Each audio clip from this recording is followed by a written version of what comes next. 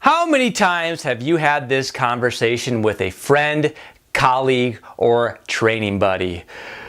Hey bro, supplements are a complete waste of money. Oh yeah? Why is that? Well, because you can get everything you need from a whole food diet. Supplements just really, they don't do anything at all. Oh, is that the case? Really? Yeah, besides, you should really maximize your diet and training before you even consider trying supplements. So, I have this conversation on a daily basis, so I thought I'd shoot this video today, not to be controversial, but to have an open discussion about this, and then also have you all comment on this at the end of the video with your thoughts. But be forewarned, assholes and trolls are not allowed to comment. Anyone that wants to have an open discussion about this, comment below, and we'll talk about it. So in this video, we're really going to cover three things today. We're going to discuss if you need to maximize your diet and training before you try supplements. We're going to discuss if supplements can make up for inadequacies in the diet or replace part of the diet. We're going to talk about if it's feasible to get the amount of ingredients and supplements from a whole food diet as opposed to getting it in supplemental form. And then we're going to end with what's the real reason we take supplements. Now let's just jump right into this today with kind of the first debatable topic. And this is, you should maximize your diet and training before you try a supplement. You should absolutely maximize your training and diet, but to not try a supplement before you do that is kind of a little short-sighted in my opinion. We need to stop treating them as separate things. Like, again, you should absolutely maximize diet and training. I don't think necessarily you should wait to take supplements if you want to as part of a good diet and nutrition plan. So point being, stop treating them as separate. Diet, training, and supplements all go hand in hand. They don't have to be excluded from one another. The second question here, or the second topic we're going to discuss, is if an inadequate diet can be replaced by supplements. And the answer to this is no. As the name implies, supplements are meant to supplement the diet. They're not meant to replace any inadequacies at all. Again, to supplement the diet. And let's move on to the next one. Can you get the efficacious doses amount of a supplement or ingredient through a whole food diet?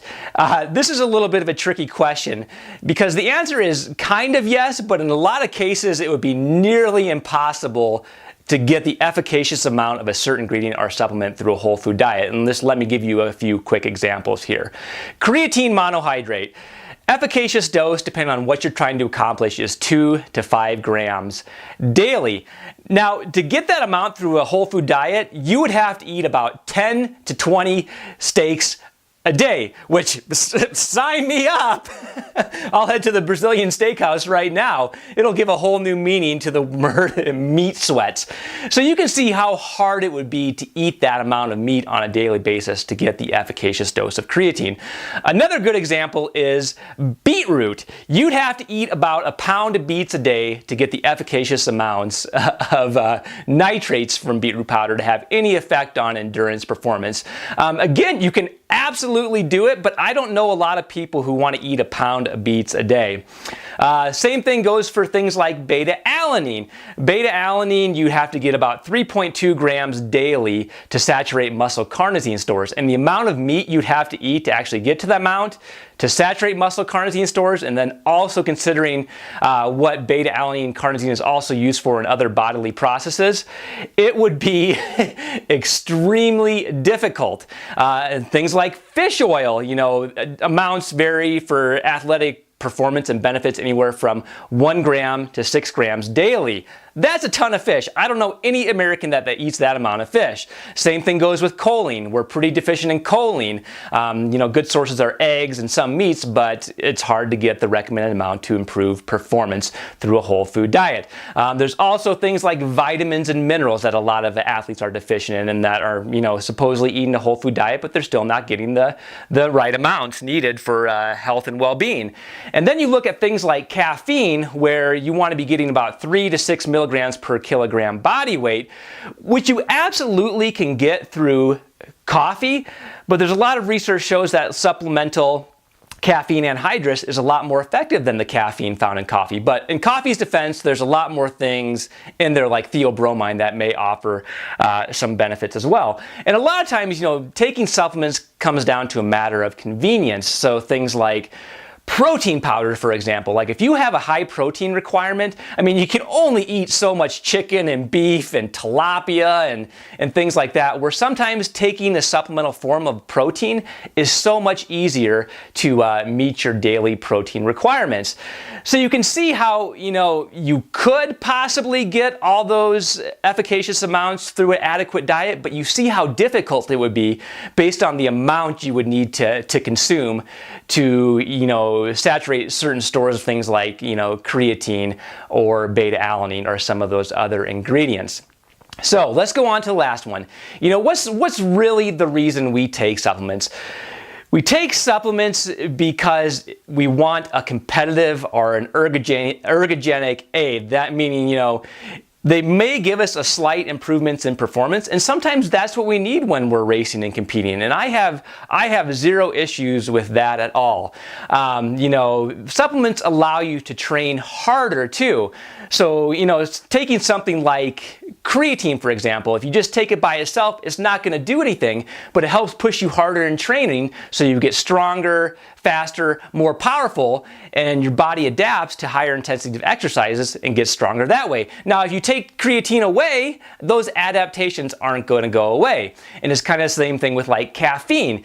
Caffeine can help us train at a higher intensity, and we can improve things like VO2 max or lactate threshold, things of that nature from just consuming the caffeine. So we're pushing our bodies harder, and that's where the adaptations come in. But if you were to take caffeine out of the equation, your body's not going to automatically revert to a lower VO2 max or lactate threshold. So to sum it up, supplements in a lot of cases help us push harder, help us to train harder to really get greater adaptations to exercise.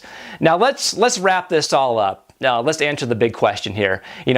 Are supplements absolutely needed or necessary? Of course not. Again, they're there to supplement the diet. On the same token, do you really need that $200 pair of running shoes, or the $10,000 bike, or all these other pieces of fancy equipment? No, you don't. I guarantee you there's some guy out there eating McDonald's all day long and running a pair of Walmart shoes that could kick all of our asses given our fancy equipment. But at the end of the day, whether it's supplements, a piece of equipment that's really fancy, the latest and greatest bike or running shoes, these are all ergogenic aids that are designed to give us a competitive advantage. Again, they aren't needed, but we are looking for a competitive advantage. Almost every endurance athlete is. They want that little extra advantage that can help them run faster, crush their competition, or go longer. So that's really the whole purpose of supplements. Enough of my rant today. If you like this video, please share it with your friends who think they can get everything they need through a whole food diet. If you want other videos like this, subscribe to our YouTube channel or join our EndurElite Training and Nutrition Club page. And until next time, my endurance friends, stay fueled, stay focused, stay fast, and stay informed.